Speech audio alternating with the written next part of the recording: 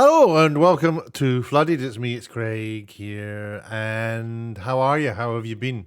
I wanted to come back and make some content. Never liked that word content. Oh, it sounds very sterile, doesn't it? But there's a couple of things happening, and I thought I would come and share them with you. I want to talk about a TV show that's not been hugely successful.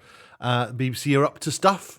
And there's a few films coming out that I might as well tell you about. So it's just going to be a relatively short one with a little bit of commentary.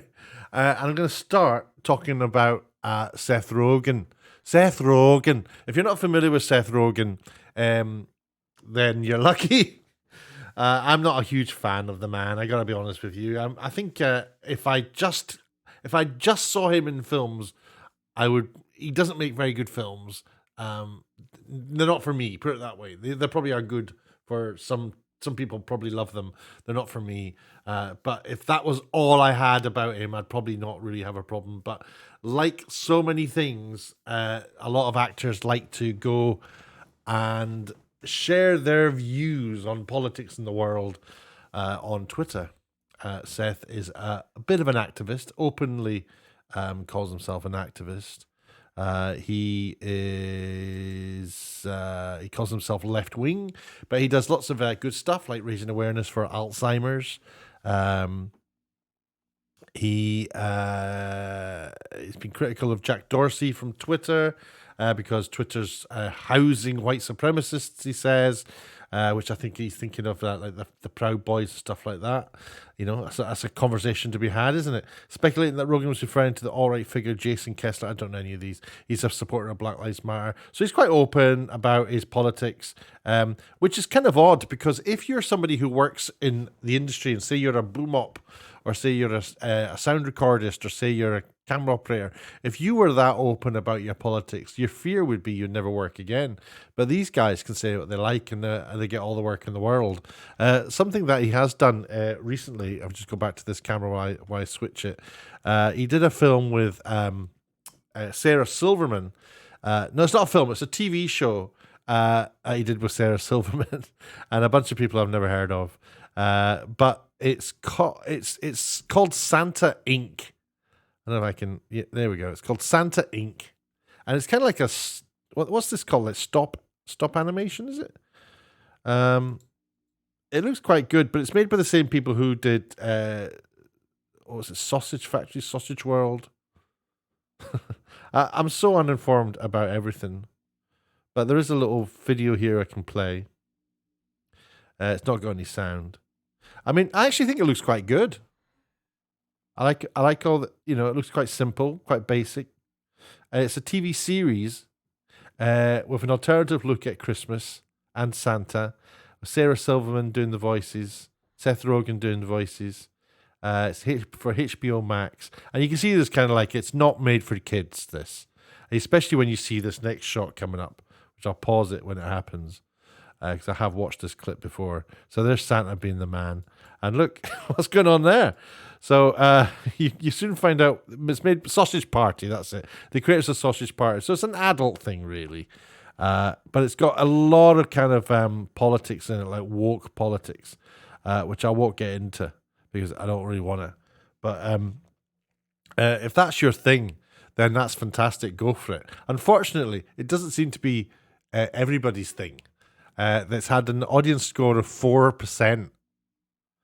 To be fair, this is just 1,184 user ratings, and the critics, by the way, on Rotten Tomatoes tend to be kind of like hired critics. I don't mean that in a cynical way. I mean that in a factual way, because they've gone on podcasts and said as much that they are told that if you don't do a positive review, you won't be invited to the next one.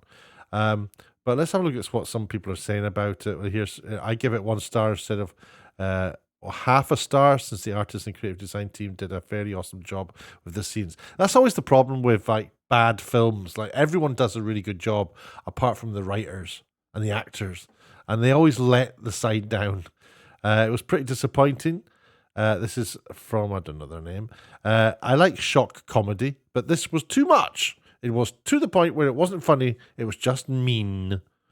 Okay, it wasn't that bad. It's mediocre. It passed the time when I was bored and got me to laugh a few times per episode. 1 star here. It missed the mark on every level. The jokes, inverted commas, are raunchy for no reason and are just gross. They add nothing to the... Well, but Sausage Party kind of tells you what you're getting. So there you go. That's 4%. I'll keep my eye on that to see if this picks up or not. But a bit of a flop, it would seem. I know that Seth Rogen went on to Twitter to say that rejoicing in the fact that so many people weren't liking it, because it was like he was saying that was the point, which I don't really understand. But there you are. That's Seth Rogen for you.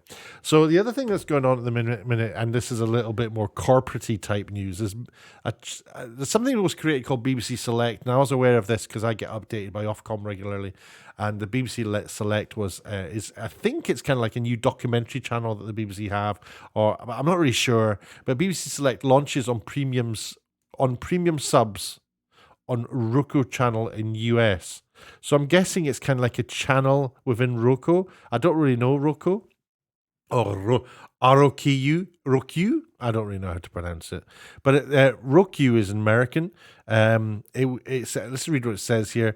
From today, it says, in what could be a significant boost to its reach and potential added uptake documentary streaming service, BBC Select adds the Roku channel to its existing platforms on Amazon Prime Video and Apple TV and the Apple TV app. So this is the BBC attaching itself to Roku, which has its own brand, to Amazon, which has its own brand, and also to Apple, which has its own brand. And I just think it's a mishmash of brands.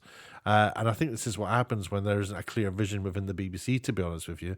They're all about, they want to maximize and make as much money as possible, which is completely understandable. That's what the business side, that's what BBC Worldwide is all about. This is what the BBC is kind of for. They have to make money out of the programs that they make, so then they can afford to make new programs. But they are still subsidized. I don't know. The British people pay for the BBC £157 a year, whatever it is. And it's a lot of people think that's an absolute bargain. Some people don't think it's a bargain. I don't have a BBC license. I cancelled mine about 4 or 5 years ago. And I've never regretted it. I don't really watch television, which is weird because my job when I'm not making videos on YouTube is producing and directing TV shows. So it's kind of weird that I do that. But I do that, and I'm happy doing it. And I don't cheat it, by the way. I do not cheat. The Roku channel reaches an estimated 70 million people in the US. There's only that's not the entire population of the UK in the US households in Q1, and will now be able to show British storytelling from the ad-free subscription streamer, offering new exclusive originals and award-winning documentaries. These include royal documentaries from the Royal Collection, David Bowie, The Prince and the Epstein Scandal, a bunch of stuff, Queen Victoria, all the kind of stuff that people like. Premiering on BBC Select from 1st of January 2022 will be The Cult of Conspiracy, QAnon. Oh, that sounds interesting. The documentary looks at a political movement that is still enthralled to President Trump's showing an enduring network of what was called ferocious conspiracy theorists. They're out there. They are out there. Also, what else has happened? Oh, I have to be careful what I do here. If I just click on this here, that's okay. So what I'm trying to do is hide. I'm now looking at Internet Movie Database, and in Internet Movie Database, they put up the telephone numbers and the addresses of the production companies. So I'm just trying to hide that. In fact, I just want to check something before I... No, I can't hide it. There's no way. So I can show you this page only. So there's a bunch of films coming out. There's like Expendables 4, which I have absolutely no interest in whatsoever. Indiana Jones, I've got a passing interest in, but I'm not a massive Indiana Jones fan. I know that that's James Mangold film. It's been filmed here in the UK. I think it's been delayed a little bit. Does this tell me when? If I just zoom out a little bit to tell me when it's coming out, I'm gonna have to just go back to me while I tell you when Indiana Jones is coming out. It's coming out June the 30th, 2023, so that's been put right back. Oops. I've done it again. All right, I might get away with that. Anyway, Rust, of course, is the film with I've got to forget his name. What's his name? Alec Baldwin. That's him. And it's ill-fated film, really, with the death of the cinematographer. Absolutely horrific. Joel Sousa is the director, and it sounds like it's a $7 million budget, so it's extremely low budget, and it is extremely concerning that people are dying on these sets. On these low budget films, is it just because it's low budget? Maybe. Is it because the actor who's holding the props is also the boss of the film? Could be. Who knows? There's lots of problems there. Black Panther: Wakanda Forever. Looking forward to that. I like Black Panther. I like Marvel.